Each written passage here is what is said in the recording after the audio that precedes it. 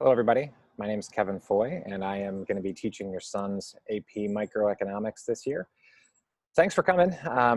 I'd like to tell you a little bit about how the class is going to work and some of the things that we're going to try and do in a very bizarre year. And in order to do that, I wanted to show a quick little slide deck for you here. So basically, what we're going to do is begin just with some of the basic talk, right? So in micro, what we want to cover is how markets work, production and cost. Obviously, the four firm structures: monopoly, oligopoly, pure competition, and monopolistic competition. We'll talk about the factor markets, so labor and that kind of thing. We'll talk about when markets don't work and the failures that can happen there, as well as how government can intervene in various circumstances to achieve various goals. Obviously, preparing students for the test in May is an important element, but it's certainly not the only element. And given that we have,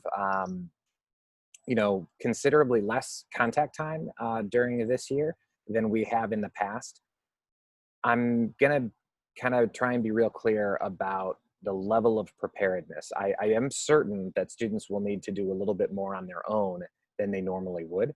Now that's okay, but we're gonna have to work through some of those issues in ways that we haven't had to in the past.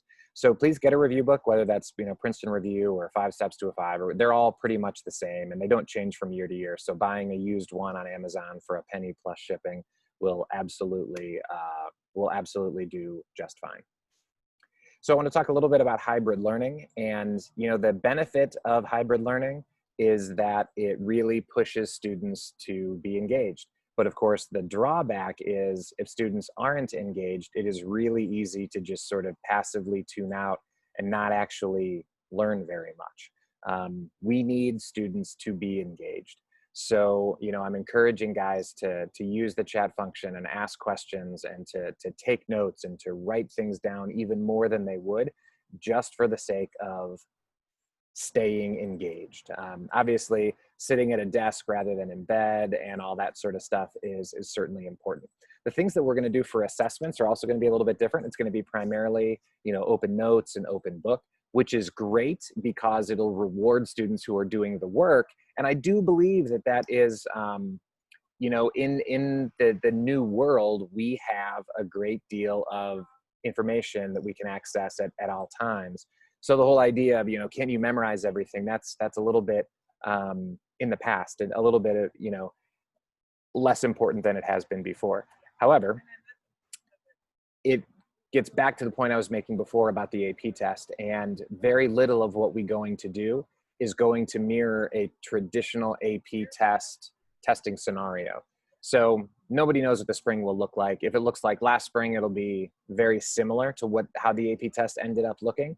But if we are able to get back to some semblance of normal, and the kids have to take a test with no notes and no calculators and all that sort of stuff, then the assessments that we do will not be a great predictor of that particular kind of test. They will absolutely show what kids know, and kids will learn, and the education will be good. But it may not mirror the AP test, which in normal years, I do try to do a fair amount of assessment that mirrors the AP test. This is a senior level advanced placement elective. So every kid who's in this class chose to be here. Nobody has to be here. And that's always served very well. I'm fully confident that the information is engaging and the class is engaging, and guys are going to be able to do what they need to do. So I do always stress to parents that for a lot of students, economics is not particularly intuitive, and students don't have a great background in it for the most part. Sometimes parents' jobs or dinner table conversation will help prepare guys, but often that's not the case. So encourage your sons to get in touch whenever things are unclear. Over Zoom and socially distanced classrooms, it's a little bit harder to tell who is struggling and who's sort of pretending like they get it, but maybe they really don't. I'm going to be doing more outreach, especially on favor days, to see who isn't comfortable.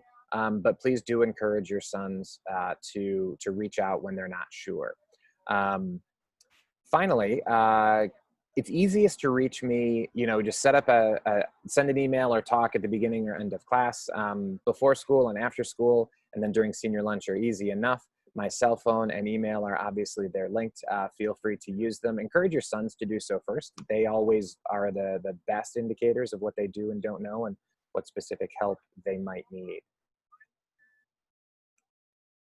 So basically, what I'm hoping for out of this year is that students have a good experience for their senior year, a good experience of economics that, if I can spark a little bit of interest and help them make some decisions about college, that would be terrific. I try to keep in touch with a lot of the graduates who are off in business school. And if you've got questions about majors and things like that, sometimes I'm able to offer a little bit of insight. But mostly, I just want to get to know your students, or sorry, get to know your sons, and just make for the best year that we can under these circumstances. So it's a pleasure always being at SLU High, and a pleasure being around your sons.